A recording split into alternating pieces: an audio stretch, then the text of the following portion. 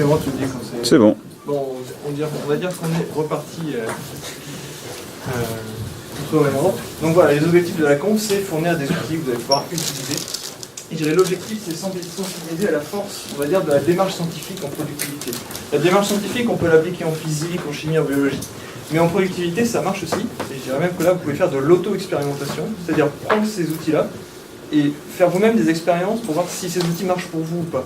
Sur le sommeil, vous pouvez changer des variables sur votre sommeil, température de la pièce, etc. Ce qui est important, c'est pas de considérer que ce que je dis c'est la vérité, ce n'est absolument pas une vérité. C'est à vous de tester si ce que je dis vous convient ou pas. On commence de dérouler la conférence.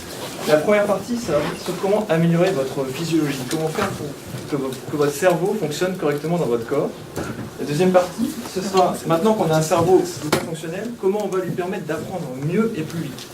Et l'apprentissage, ça servira à toutes les étapes de la vie. Ça sert en tant qu'étudiant, mais ça sert dans la vie professionnelle pour se tenir à la page et, je dirais, toujours être au fait des techniques les plus avancées. Ensuite, une fois qu'on a appris toutes ces méthodes intéressantes, il faut les mettre en pratique. Or, les humains, par définition, n'aiment pas trop le changement et c'est difficile de mettre en place des nouvelles habitudes, des nouvelles pratiques. On va donc faire une partie sur comment vous aider à mettre en pratique tous ces outils. Et une dernière partie, un peu plus ésotérique, sur, je dirais là, ce que je vais vous dire sur les trois premières parties, c'est comment faire correctement les choses. Et la dernière partie, c'est mais quelles choses faire pour qu'elles soient correctes. Alors, comment améliorer son efficacité sans faire d'efforts? La meilleure solution en productivité, c'est de ne rien faire. Alors, une première question, donc on a trois personnages ici, c'est Lyndon Johnson qui était le 36e président des États-Unis, juste après Kennedy. Thomas Edison qui a fondé l'entreprise General Electric, c'est qui a inventé l'ampoule électrique, et Mendeleïev qui a donc découvert la classification périodique des éléments. Que peuvent donc avoir en commun ces trois personnages? Est-ce que quelqu'un a éventuellement une suggestion? Alors, Johnson n'était pas scientifique, mais celui-là c'était scientifique. Alors, c'est assez marrant. En fait, Johnson, en pleine guerre froide, faisait tous les après-midi une sieste d'une demi-heure dans le bureau ovale de la Maison Blanche. Thomas Edison raconte avoir eu toutes ses meilleures idées de produits et de découvertes scientifiques pendant ses siestes qu'il faisait tous les jours, aussi à peu près à 14 heures. Et Mendeleïev a découvert la classification périodique des éléments dans son sommeil. Elle lui est apparue en rêve. Donc c'est un phénomène qu'on retrouve très souvent dans l'histoire des sciences. Churchill, par exemple, était aussi un personnage qui faisait beaucoup de siestes. Donc le seul truc à retenir de cette conférence, c'est ça. Dormez. C'est le plus important, c'est absolument fondamental. Si on ne dort pas, on meurt. Voilà, c'est tout de base, on meurt. Mais généralement on dort, mais le problème c'est surtout qu'on ne dort pas assez. Qu'est-ce qui se passe si vous ne dormez pas assez? Ça va impacter votre fonctionnement cognitif, vos capacités d'attention, de concentration, de mémoire, la prise de décision, la gestion de l'humeur et votre capacité à résoudre des problèmes sont impactés très fortement, mais extrêmement fortement. Pour vous donner des chiffres, il suffit de faire, on va dire, 5 nuits d'affilée avec moins de 6 heures de sommeil pour un humain moyen, pour voir quasiment sa mémoire de travail divisée par 2 en termes de capacité d'utilisation. Donc c'est quand même très handicapant. Et ça impacte même votre physiologie, puisque ça impacte la thermorégulation, votre capacité à cicatriser, votre capacité à vous défendre contre des maladies. Et les risques associés sont clairs.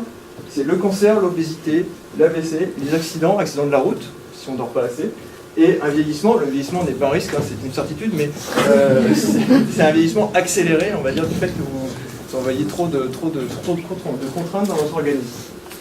Maintenant que vous connaissez les risques, ok, bah, qu'est-ce qu'on peut faire? Déjà, des trucs faciles. Les écrans, c'est le pire du pire. Il faut surtout éliminer les écrans bleus le soir, ça vous empêche de dormir. Bien sûr, on ne va pas non plus supprimer complètement les écrans, donc une première solution, c'est d'utiliser le petit logiciel Flux qui permet de baisser la température perçue de l'écran, qui va vous aider à vous endormir plus tard. Généralement, essayez de quitter les écrans 1 heure avant de dormir, ça va réellement promouvoir le sommeil. C'est extrêmement puissant comme technique. Ensuite, si possible, il faudrait se coucher à peu près tous les jours à la même heure, et ça, c'est quelque chose qui va aussi vous créer un rythme et vous permettre d'améliorer la qualité de votre sommeil. Ensuite, il faut éviter l'exercice physique, le café ou les gros repas 2 heures avant le sommeil, ça vous empêche de dormir. Donc ça, c'était finalement des choses, on va dire, d'hygiène de vie. Le carnet de notes à avoir sur sa table de nuit, c'est extrêmement important parce que ça vous arrive sûrement à tous. vous vous mettez au lit, et là, la voix dans votre tête commence à parler, c'est impossible de s'endormir, absolument impossible. Et donc là, ce qu'il faut, c'est prendre son carnet, noter ce que nous dit la voix dans notre tête, non seulement parce que souvent, ce sont des très bonnes idées, donc ça vaut le coup de les conserver, mais surtout, une fois que l'idée est sortie de la tête et qu'elle est sur le carnet, la tête peut s'endormir confortablement. Ensuite, pour les personnes qui auraient éventuellement des problèmes pour s'endormir, il y a des techniques de méditation et d'auto-hypnose qui permettent de favoriser l'endormissement. Le SPCI, il y a un cours de mindfulness qui est animé par François Violette, qui est très très bien sur ce genre de problématiques. Et je dirais, finalement, il existe des pathologies du sommeil.